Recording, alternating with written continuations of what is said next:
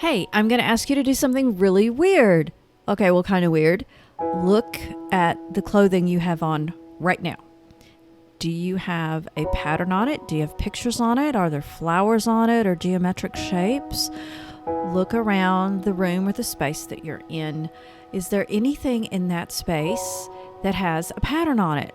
Like stripes or flowers or circles or geometric things or, something abstract. Is there anything in the vicinity that has a pattern on it? Every article of clothing, every fabric, every piece of upholstery, couch, chair, ottoman, curtain, no matter what it is, if it has a pattern on it, it was created by an artist somewhere. And it was created with what's called a repeat pattern. So you have half drop repeat patterns and drop repeat patterns and all of these interesting things.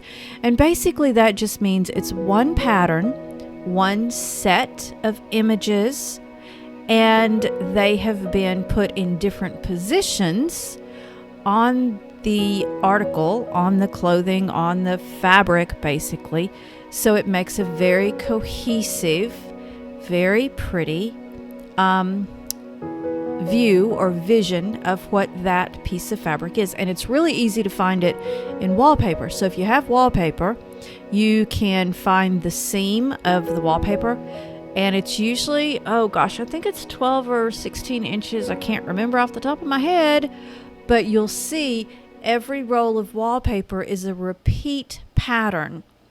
And it will tell you when you go to hang wallpaper what you need to do to make sure those patterns line up appropriately, not as in they're the same thing across, but that they create the pleasing image that this piece of, this wallpaper motif is supposed to create. It's the exact same way with fabric. So every time you pick up something that has a pattern on it, wallpaper, shower curtains, rugs, fabric, clothing, anything, there is a level of repeat pattern to that you will see. So the interesting thing about this is life, how you live, what you do, is a pattern, and it's a repeat pattern. Isn't that interesting? There are flight patterns that airplanes fly in so they don't crash into each other.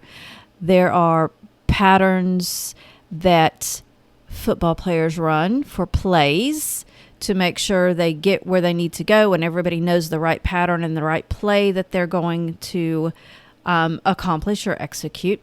So everything has a pattern, even leaves, different trees, different shrubs have different patterns of leaves. Some of them are right across from each other and some of them are staggered. It's crazy when you start looking at how many things have patterns. And of course, I'm looking at this going, this is like really cool because there's patterns in everything. Oh, wow, there's patterns in everything. I just wonder. And I didn't have to wonder for very long because Romans 12:2 came to mind, not immediately, but it started bouncing around in my head and I started thinking, I know this verse. What is this verse? So of course I went and looked it up and I remember it from the NIV.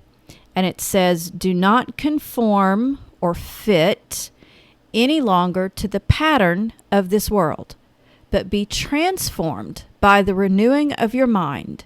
Then you will be able to test and approve what God's will is, His good, pleasing, and perfect will. Okay, that would be a pattern, wouldn't it? His good, pleasing, perfect will. Isn't that a pattern? Sounds like one. And isn't it funny that it says, do not conform or fit into this pattern of this world anymore, but change your pattern, be transformed by the renewing of your mind. And the renewing of your mind happens with Christ. We are to renew our mind in Christ. 1 Corinthians 2:16, the second part of it, well, the whole thing in the NIV says, For who has known the mind of the Lord that he may instruct him? But we have the mind of Christ. That's pretty powerful to think that we have the mind of Christ, not the brain of Christ, but the mind. So, if we are to not conform to the pattern of this world, but to transform with the mind of Christ, we've already got the mind of Christ. So, how do we do this? What makes this work? If we've already got the mind of Christ as a believer, then how do we play this out? What does it look like? We start with the idea of a pattern. So a pattern or a repeat pattern, something that you see, something in your clothing, something in your life. If something happens and you always respond to the specific thing that happens the same way you've always responded to it, you're probably conforming or fitting to an old pattern. You're not transforming to a new pattern. So let's say somebody, this is an easy one. Somebody cuts you off in traffic. You immediately get mad. You say something you probably don't need to say. Well, that would be an old pattern. That's what everyone does, basically. So to get rid of that pattern, you recognize, if somebody cuts me off in traffic, then my normal response is to get angry and, fly off the handle with something I shouldn't say, maybe in front of the kids, and then the kids turn around and say that later, and I get upset because they said that, but I was the one that said it in the first place. But anyway, I'm digressing. So you see what I'm saying about a pattern.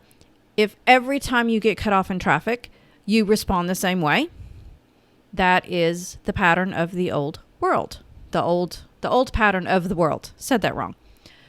So how do you change that? Okay, let's go back to this one. You take every thought captive. You pay attention to what you're saying, and you start recognizing patterns of the world and patterns of a believer, patterns of who you are. Patterns of the world are responding with anger. Maybe an old pattern is always expecting the worst to happen, even though God said, Christ said, I came to give you life abundant, but then we're expecting the worst to happen. Maybe it's always choosing to walk down the path of having a fight, having an argument, not backing up and saying, do I need to think about this before I speak? There are so many patterns in our daily lives that we just don't think about. There are these subtle undertones of life that are just, unfortunately, they're second nature. And when we say the mind of Christ, we also mean the nature of Christ. So we get to start paying attention to our mind and our nature and, well, how would he respond? How would Christ do this? What would be pleasing to God? Okay, let's go back to the arty type thing. With what I'm drawing, what I'm putting down here in my journal, what if we use the background? What if we think of the background of our pattern as a foundation of Christ? We think about this foundation, we think about this background color, and we think, okay, this is what we're going to build our pattern on.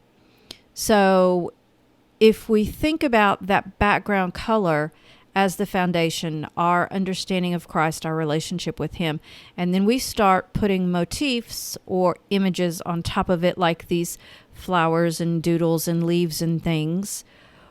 Well, if I'm doing it like this, if I threw a robot in there, it would look kind of funny, wouldn't it? Because it wouldn't match what I'm doing. It would not be cohesive. If I threw a building in there, a very abstract modern building, that would not be cohesive. This is what I'm talking about when we're saying pattern, but I'm throwing it into an art realm. When you're doing something and you're living your life and you're living with this pattern, if Christ is your foundation and you're doing an image or a pattern of flowers, then what else goes with flowers? Leaves and dots and squiggles that represent, growing and things like this, not buildings and cars and robots. Those don't match. So as you're living your life and you're looking at the pattern, well, this is the pattern of Christ. This is Christ as my foundation. What is the pattern that goes on top of it? Now, if you happen to be living with the foundation of Christ and you're doing your motifs in your, your images as a street scene or urban sketching. Absolutely. You would put a house in there. You would put trees in there. You'd put a car in there. You'd put things that fit the picture you're creating. That's all we're doing. We're looking at life as a picture. If our foundation or our background is Christ, what are the images that go on top that fit, that are good and pleasing to God and make the picture one of beauty and a reflection of Christ? My encouragement to you is to start looking at your life with a background and motifs or images on top of it. And what is the pattern? What is the picture?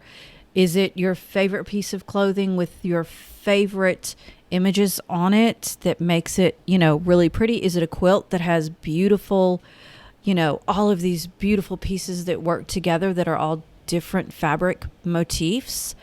Look at your life that way and start peeling off the patterns that do not work with a background of Christ, with a foundation of Christ. Start removing those, and as you remove them, start replacing them with pieces of images, pictures, things that actually work with the foundation of Christ, with the background of Christ. You will be amazed at the beautiful tapestry of life created when you start looking at the patterns you have in your life, which ones create beauty and harmony, and which ones don't line up to what is good and pleasing with God.